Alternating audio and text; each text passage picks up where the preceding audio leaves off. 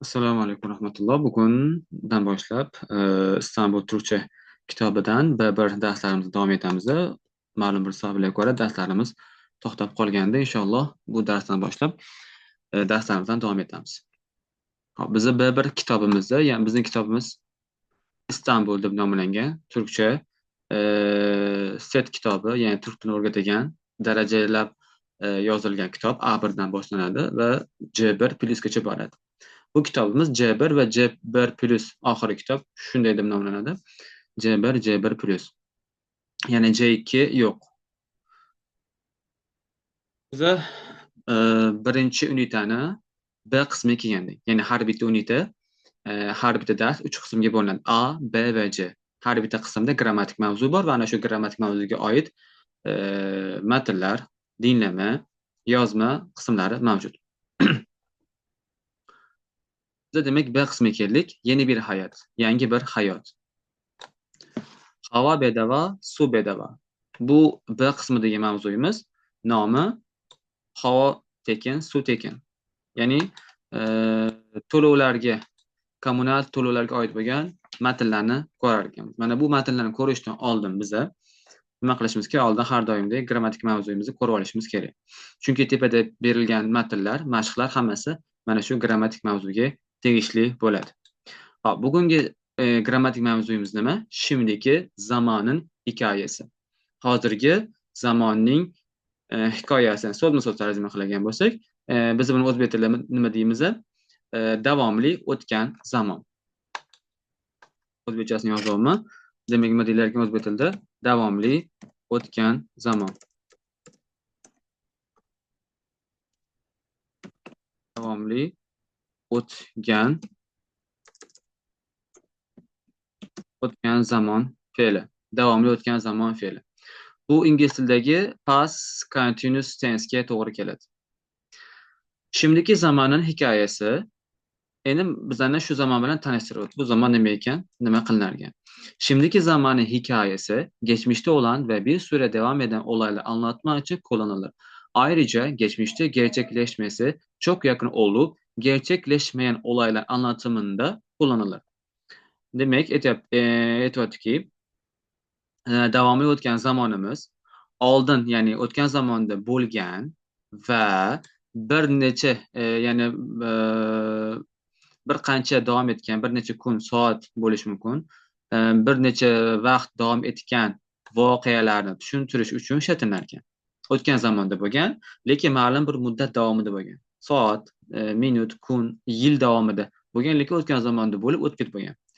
Ayrıca bundan tashqari, o'tgan zamonda amalga oshishi yaqin bo'lib, lekin amalga oshmagan voqealarni tushuntirishda ham shu zamonni ishlatar ekanmiz. Demak, o'tgan zamonda bo'lgan va biroq uzun muddat davomida bo'lib o'tgan ish harakatiga nisbatan ishlatilar ekan. Har doimgidek bizani zamonlarimizni mana shunaqa tablo, jadval holatda tushuntirib beradi. Bu jadvalning yaxshi tomoni, bunaqa berilishining yaxshi tomoni, fe'lni tushuntirib bergan bitta fe'lni misol sifatida darak holati bor, inkor holati bor, darakni savol ko'rinishi bor, inkorni savol ko'rinishi bor. Shaxslar bilan birga berib qo'ygan, kishi eklari bilan birgalikda, zamirlar bilan birgalikda eslab qolishga, ko'zimiz oldida eslab qolishga yordamchi bo'lgani uchun shu holatda kitob oson qilib beradi. Bu yerda demak bitta fe'lni bizga tushuntirib bergan. Bu yerda qaysi fe'l tushuntirib berilgan? O'qimak fe'li tushlangan. O'qimak. Biz har doim fe'l tushayotgan paytimizda oxiridagi mak, mekini olib tashlashimiz kerak. Ya'ni o'qimoqdagi o'zbek tilidagi mak qo'shimchasini olib tashlashimiz, ana undan keyin qaysi zamonda tushlamoqchi bo'lgan bo'lsak, ana shu zamonni qo'shimchalarni qo'shib tushlashni boshlaymiz. Demak, makni olib tashlagan bo'lsak, fe'limizdan o'zagi o'quv qoladi. Fe'lning o'zagi nima ekan? O'quv.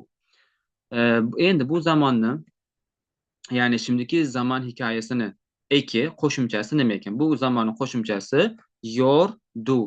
Yordu degan qo'shimcha. Ya'ni iyorni şimdiki zamondagi iyorni yo'rini olamiz. Unga nimani qo'shamiz? O'tgan zamondagi duni qo'shamiz. Ikkalasini jiftlashgan holati yordu. Bu demak uliliga qarab, fe'limizning oxirgi ulisiga qarab shaklini o'zgartirishi mumkin. O'qiyordu. Demak, nima bo'ladi? O'quvga yorduni qo'shgan bo'lsam, o'qiyordu. O'qiyordu.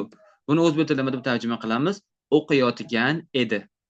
Endi hozir jadvalda bittalab ko'rib chiqamiz. Olumlu, ya'ni direkt holatda nima bo'ladi? Ben okuyordum. Oku fe'limizning o'zagi. Yor, do qo'shimchasi şimdiki zaman hikoyasini zamon qo'shimchasi hisoblanadi. Yordu. Oxirida kelgan m harfi bo'lgan bo'lsa, bu benga tegishli bo'lgan, ya'ni men degan olmoshga tegishli bo'lgan qo'shimchamiz. Demak, har bitta zamonimizni tuslaganimizda oxirida demak o'sha shaxs qo'shimchalari zamirlarga tegishli bo'lgan shaxs qo'shimchalari kelishi kerak. Okuyordum, men o'qiyotgan edim. Sen okuyordun, sen okuyotgan eding. O okuyordu, u o'qiyotgan edi. Biz okuyorduk, biz o'qiyotgan edik. Siz okuyordunuz, siz o'qiyotgan edingiz. Onlar okuyorlardı, ular o'qiyotgan edilar. Faqatgina o deganimizda fe'lni o'zagi va zamon qo'shimchasini aytamiz. O'ga tegishli bo'lgan kishi eki qo'llanilmaydi. Dun ikkinchisida okuyordu n harfi senga oid bo'lgan kishi eki. Biz deganimizda oxirgi k harfi. Siz deganimiz okuyordunuz uz qo'shimchasi, onlar okuyorlardagi lar qo'shimchasi zamirlarga tegishli bo'lgan ko'plik qo'shimchasi hisoblanadi. Endi inkorga keladigan bo'lsak, inkorda har doim fe'lni o'zagi va zamon qo'shimchasini o'rtasiga nima qo'yamiz? Zamon qo'shimchasining o'rtasiga ma yoki me inkor harflarini birini qo'yamiz. Ma demak o'zidan oldin agar qalin unlilar o'tagan bo'lsa, a, u, o, u harflar o'tagan bo'lsa, ma harfini ince unlilar o'tagan bo'lsa, ya'ni e, i, ö, u harflar o'tagan bo'lsa, shu qo'shimchadan oldin fe'l oxirgi unlisi, ya'ni unda biz me qo'yardik. Okumuyordum, men o'qimayotgan edim. Ben dün kitap okumuyordum. Ben dün kitap okumuyordum. Ben kecha kitap o'qimayotgan edim. Ben televizyon izliyordum. Men televizor tomosha qilayotgan edim. Oku bu yerda fe'limizdan o'zagi o'qi. Hop, mu bu yerda mu ma bo'lish kerak edi. O'qu qalin bo'lgani uchun ma bo'lib kelish kerak edi. Lekin bizda şimdiki zamanni o'tganimizda bitta qoida bor edi. Fe'llarimizga şimdiki zamonda, ya'ni bu hozir yor şimdiki zaman qo'shimchasi bilan deyarli bir xil bo'lgani uchun qo'shilish holati ma meni kelishi ham shunga mos bo'ladi. Nima qoida bor edi bizda? Şimdiki zamonda ma me inkor harfini qo'shgan paytimizda ma'dagi a harfi nima bo'lib ketadi? Xuddiki uni yo deb tasavvur qilamizda, undan oldingi harfga qaraymiz. Undan oldingi harf nima? U. Ya'ni o'zidan oldingi kelgan fe'l o'zagi nima? U. Ana shu uga moslab turib, yor o'zini emas, balki u yor unli bilan birga yozardik. Demak, o'qudi u bo'lgani uchun bu yerda ana o'rniga demak u kelyapti. Xuddiki mana şimdiki zaman qo'shimchasi kelayotgandek bo'lib yozilyapti. O'qumuyor. Yoki buni qanaqa osonroq tushunib olish mumkin? Ma inkor harfdagi a uga o'zgarib ketadi. Ya'ni o'zgargan joylari bor edi. Shuni ham eslab qolsanglar bo'ladi. Okumuyordum o'zgarayotgan paytda tabiiyki fe'lni oxirgi ulisiga qarab o'zgaradi.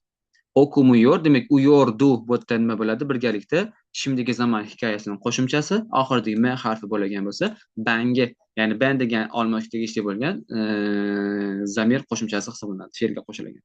Nima bo'ldi tarjimamiz? Ben okumuyordum. Men o'qimayotgan edim. Inkor qilamiz. Sen okumuyordun, sen okumayotgan eding. O okumuyordu, u okumayotgan edi. Biz okumuyorduk, biz okumayotgan edik. Siz okumuyordunuz, siz okumayotgan edingiz. Onlar okumuyorlardı, ular okumayotgan edilar. Endi olumluni, dara gapni so'rog'iga o'tamiz. Demak, ben okuyordum nima edi? Men o'qiyotgan edim. Buni savolim bo'ladi. Oxirgi o'zbek tilida meni qo'yib qo'ysak, savol holati hosil bo'ladi. Nima bo'ladi shunda? Okuyor muydum. Fe'l demak bu yerda endi inkorda olumlu va olumsuzda yor va du qo'shimchasi yonma-yon kelayotgan edi. Yor va du qo'shimchasi yonma-yon kelayotgan edi. Savolda bu ikkiga aylanadi. Yor fe'li o'zagiga qo'shiladi. Okuyor fe'lning o'zagi va yor birga yoziladi. Du qo'shimchasi bo'lgan bo'lsa, savol yuklamamizga qo'shilib alohida yoziladi. Nimaga? Chunki savol yuklamasi o'zi alohida yozilardi. Bunga qo'shilgan qo'shimcha ham u bilan birga demak alohida yoziladi. Okuyor muydum. Men o'qiyotgan edimmi? Sen okuyor muydun? Sen okuyotganmiding? O okuyor muydu? U o'qiyotganmidi? Misol uchun deylik, ikkita odam gaplashtiribdi. Bittasi aytadiki, aytishi mumkinki, senin oğlun üniversite okuyor muydu? Senin oğlun üniversite okuyor muydu? Sana o'g'ling universitet o'qiyotganmidi? Misol uchun shu gapni ishlatilishini ko'rdik. Biz okuyor muyduk? Biz okuyotganmidik? Siz okuyor muydunuz? Siz okuyotgan edingizmi? Onlar okuyorlar mıydı? Ular okuyotgan edilarmi? Endi olumsuz, ya'ni inkorni savol ko'rinishi qanaqa bo'ladi?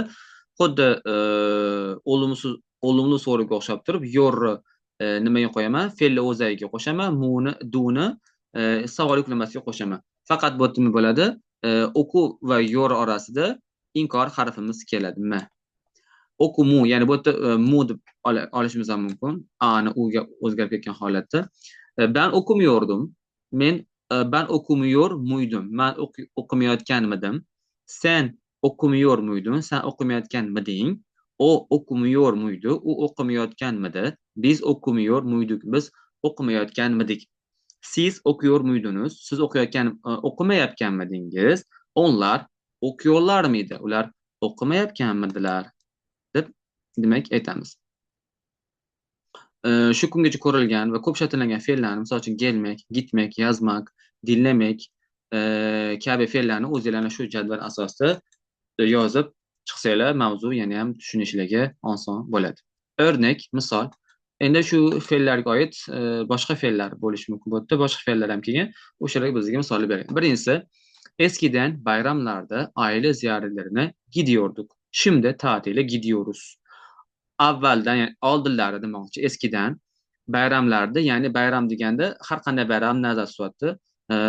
Lekin odatda bayram deganda nimani ko'pincha nimani nazarda tutishadi? Qurbon bayrami.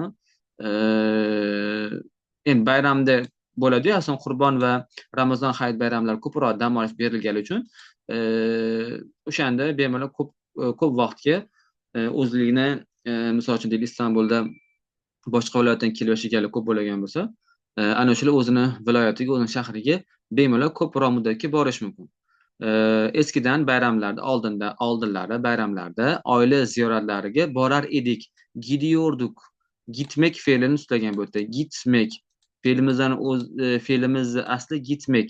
Mekni olib tashlasak nima qoladi? Git qoladi. Nimaga bu yerda gitda t, d bo'lib ketadi degan bo'lsak, qoidamiz bor edi bizda, A1da o'tgan edi. T harfidan keyin agar u ism bo'lsin, xoh fe'l bo'lsin, oxirgi harfimiz t bo'lib, undan keyin kelayotgan qo'shimchamiz ulli harf bilan boshlanagan bo'lsa, 8 ta unli harfimiz bor. Ana shu 8 ta unli harfdan biri bilan boshlanayotgan bo'lsa, t harfimiz nima bo'ladi? D harfiga o'zgarib ketadi. Ya'ni gitiyorduk bo'lolmaydi, tilga ham qiyin, aytishga noqulay. D harfiga o'zgarib ketadi va gidiyorduk bo'ladi. Ketar edik. Demak, bu yerda yordu şimdiki zaman hikayesinin qo'shimchasi. Şimdi tatile gidiyoruz. Bu yerda normal gitmek fe'liga iyorni qo'shgan şimdiki zamonning o'zi. Hozir bo'lgan bo'lsa, ta'tilga boramiz. Ya'ni ta'tilga qanaqadir joyga aylanishga boramiz. İkinci gap, seni hiç hatırlamıyorum. Bu kursa geliyor muydun? Seni umuman eslolmayapman. Bu kursga kelarmiding? Demak, bu yerda bo'ldi. Geliyor muydun? Savol holatda olumlu soru shaklida keldi. Üçüncü gapimiz, onunla aynı şirkette çalışmıyor muydun?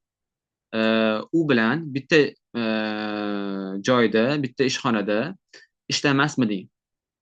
İnkorni nimasi bo'ldi? Savoli bo'ldi. Olumsuz soru shaklida geldi. Önüne bak, oldinga qara. Az kalsın düşüyordun. Ozgina qolsa, sal qolsa deb aytsak bo'ladi. Sal qolsa yiqilib tusharding. Düşmek degani yiqilib tushmoq. Düşmek. Mekni olib tashlaymiz, dush fe'limizni o'zagi. Unga moslab turib, nuqtali u bilan tugagani uchun uyor bo'ldi. Düşüyordun. Yiqilayotgan eding. Sınıfa girdim. O zaman öğretmen ders anlatıyordu. Sınıfga kirdim. O'sha vaqtda, ya'ni men sinfga kirgan vaqtimda o'qituvchi dars tushuntirayotgan edi. Anlatmak, anlat fe'limizning o'zagi iyordu. Nima? Şimdiki zaman hikoyasi.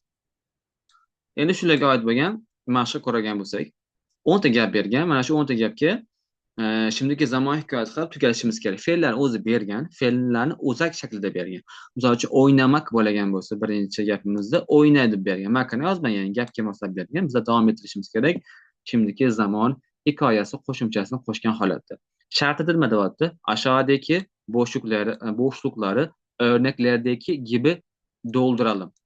Quyidagi gaplarni berilgan quyidagi 10 ta gapni bo'sh joylarini o'rnaklardagi, ya'ni tepada mana bitta o'rnakda gap ko'rdik-ku, ana shu misollar kabi to'ldirib chiqing. Birinchisini qilamiz. Birinchi to'rttasini qilamiz. Qolganini o'zinglar qilishga harakat qilib ko'ringlar. Xohlasanglar kommentga, xohlasanglar Telegram kanalimizga o'tib, qolganini so'rashinglar, tekshirtirishinglar mumkin. Javob beramiz inshaalloh. Birinchi gapimiz, çocukken evimizin bahçesinde nima bo'ladi? O'ynuyorduk. A bo'lmaydi bu yerda. Fe'limizdan o'zagi a yo'q bo'lib ketadi. Oynuyorduk bo'ladi. Oynuyorduk. Bolalik paytimizda, bolaligimizda uyimizning hovlisida o'ynar edik. Demak, o'tgan zamonda o'ynagan va bu hovlida o'ynashligi ma'lum bir muddat davomida, misol uchun 5 yil, 6 yil bo'lgan bo'lsa, o'sha bolalik davri, misol uchun deylik 5 va 10 yosh orasidagi tarixni nazarda tutib o'tayotgan bo'lsa, demak 5 yil mobaynida hovlida o'ynagan. O'tgan zamonda davomli ravishda bo'lgan bu ish harakat, ya'ni bir marta bo'lmagan, davomiy bo'lgan. İkinci gapimiz, önceden gök gürültüsünden çok korkuyorduk. Korkuyorduk. Nima bo'ladi? Korkuyorduk. Avvallari momaqaldiroqdan juda ham qo'rqar edik. Gök gürültüsü degani momaqaldiroq degani, gumburlash. Küçükken, üçüncü gapimiz, küçükken et ye nokta nokta ama şimdi eti çok seviyorum. Demak, gapimizga qaraymiz, qanaqa holatda qo'yishimizdan. Orada nuqta bergan bo'lsa, undan keyin davomiga qarashimiz kerakki, biza bu yerda inkor qo'shishimiz kerakmi, inkor emas, oddiy dalil qilishimiz kerakmi, uni biza gapi davomidan bilib olamiz. Gapi davomida deyapti, lekin hozir go'shtni juda ham yaxshi ko'raman deyapti. Demak, oldin yaxshi ko'rmagan. Nima deymiz? Küçükken et yemiyordum deymiz. Bolalik kichkinaligimda go'sht yemasdim, lekin hozir go'shtni juda ham yaxshi ko'raman deyapti. To'rtinchi gapimiz, onu ilk defa görüyorum. Uni birinchi marta ko'ryapman. Sen daha önce onu oxiri savol ekan. Shunga moslab qo'yishimiz kerak. Tanıyor muydun? Tanıyor. Savol qilamiz. Muydun. Savolimiz alohida yoziladi. Sen uni avval ham tanirmiding? Shu tariqa qolganlarni ham o'zinglar mustaqil bajarishga harakat qilib ko'ringlar.